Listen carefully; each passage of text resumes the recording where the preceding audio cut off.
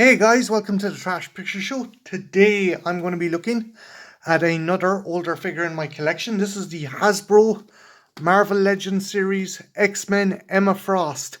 Emma Frost is an interesting character because she originally started out as an antagonist to the X-Men. She was part of the Hellfire Club and actually tried to convert Jean Grey into the Goblin Queen, or the Black Queen as she's known. And she later kind of switched sides, and even then she caused trouble. She became a bit of a homewrecker between Jean and Scott. She ended up romancing Scott, and they ended up becoming a couple after Jean Grey's death, and things got even more complicated when Jean returned as the Phoenix. By and large, she is an interesting character in that she has a very moral kind of grey area. I do think some people overlook this character because she is very sexual as well. She's an incredibly sexualized character, and some artists kind of go a bit overboard with it. I do think that you can strike a balance between both, and Emma Frost done right can be a very kind of interesting femme fatale character.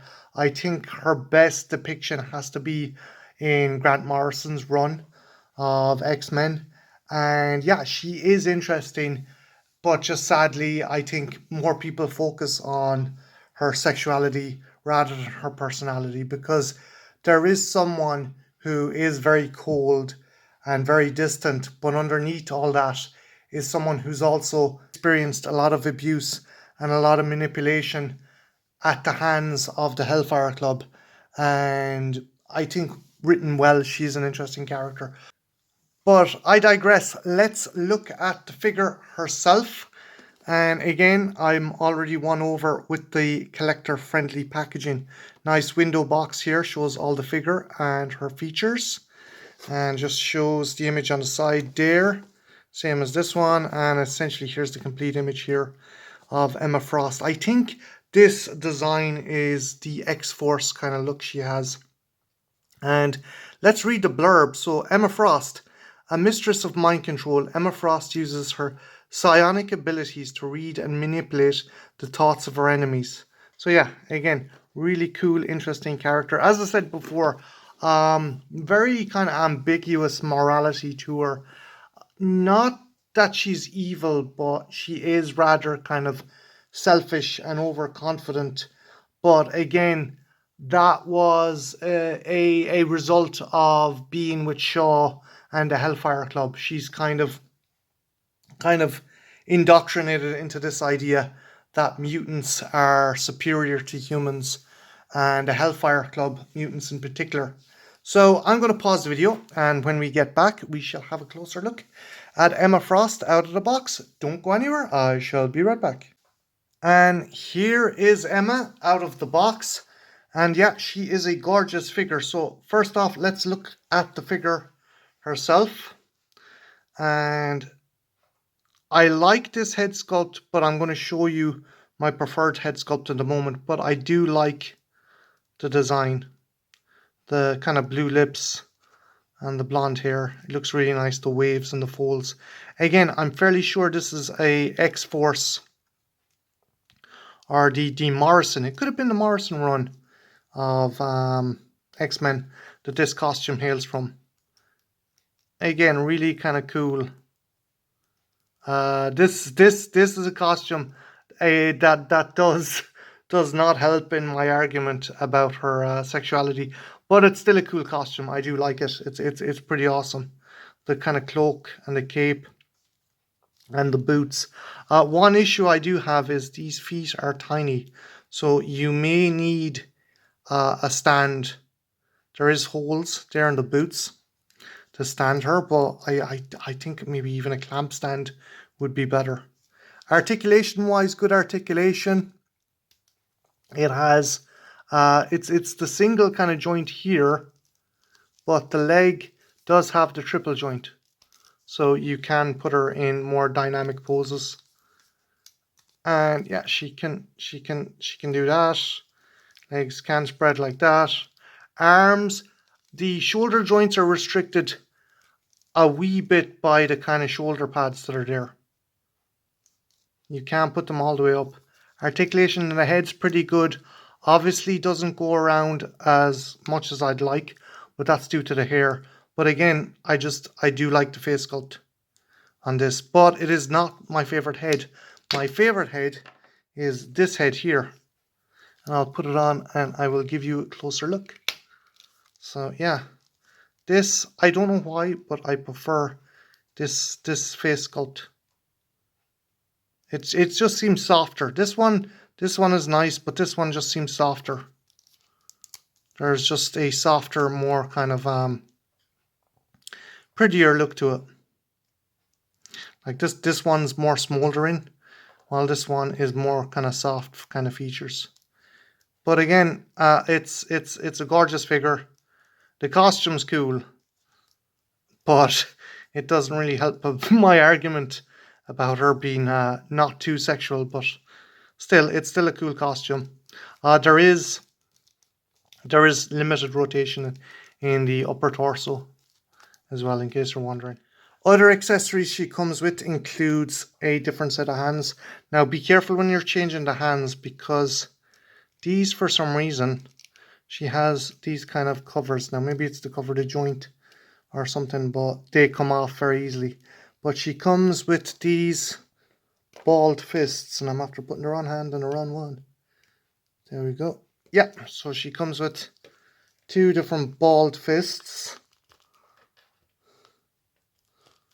Like that. So if you want her to go kind of fisticuffs with someone. Although, as Emma would say, that is too undignified for her. And the other accessories she comes with are these psionic blasts. So, or psychic blasts maybe. And you kind of got the same thing with the Scarlet Witch figures, but in red. These ones are clear. Kind of, she's using her psychic energy, or telepathy, maybe it would be the better word. So you could have her doing something like she's doing the whole Charles Xavier thing. She's trying to concentrate to use her power, and she's firing off this kind of blast. Again, really nice figure. I just prefer this head sculpt. I do not know why, but I just think it's softer than this one. Still, this is a really nice kind of gorgeous head sculpt as well. I think this one, I don't know why, I just prefer it. But yeah, guys, I'm going to pause the video here, and when we come back, we're going to compare her to some other Marvel Legends figures. Don't go anywhere, I shall be right back. And we're back, and here is Emma in the video store, and unfortunately I had to use the clamp stand to put her standing. Yes, the major blemish and an otherwise fantastic figure is her literal Achilles heels. Her feet are so small they don't support the figure, and it might be grand having a clamp stand posing her, but if you want to put her into more dynamic poses, or put her into, say, a scene for figure photography, those heels are definitely going to cause you major issue. Scale-wise, she is fantastic. She scales up really nicely to the other Marvel Legends figures. I'm going to put Scarlet Witch next to the White Queen. And yeah, she scales up really nice to that figure. And yeah, there's just something I did notice though, and maybe it's just me. Did you guys notice that some of the MCU figures are smaller than their comic book counterparts? Now maybe it is something to do with them trying to get the figure in a more kind of realistic scale, but it's just something I noticed. But that still works.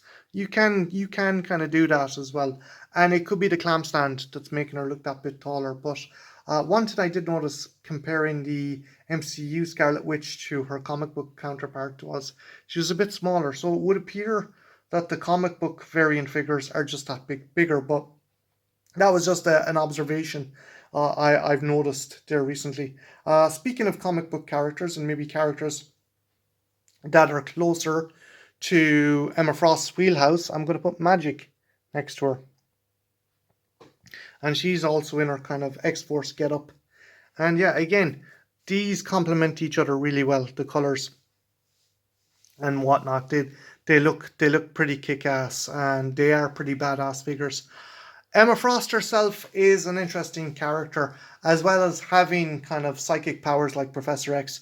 She can turn her skin into solid diamond, and that is another interesting element. It's kind of maybe making the power contribute to her personality, because she's so ice cold and hard to kind of crack. She is her skin is diamond, and her personality is like diamond. You can't cut through it. So it is something interesting, and another layer onto a character that I think does get the short end of the stick. Her last kind of cinematic live action appearance was in Matthew Vaughn's X-Men First Class, and they really just made her into this kind of vapid kind of sex pot. They focused on the sexuality over the personality. And as I said before, I think you can strike a balance, but this movie, they just turned her into this kind of scantily clad uh, ice queen, which again, Emma Frost is an ice queen, but she has a lot more personality than that. But I am wondering who, if they kind of cast as Emma Frost in a newer X-Men movie or an X-Men movie in the MCU, who will they cast? Because for the longest period of time, everyone was like screaming for Charlize Theron to play Emma Frost, but she's already in the MCU now. I think she's playing a particular character in the Doctor Strange universe. So I'm just wondering, who do you think should play Emma Frost? And also, one other question, guys: which head sculpt do you prefer? The one that's currently on her, or this one right here?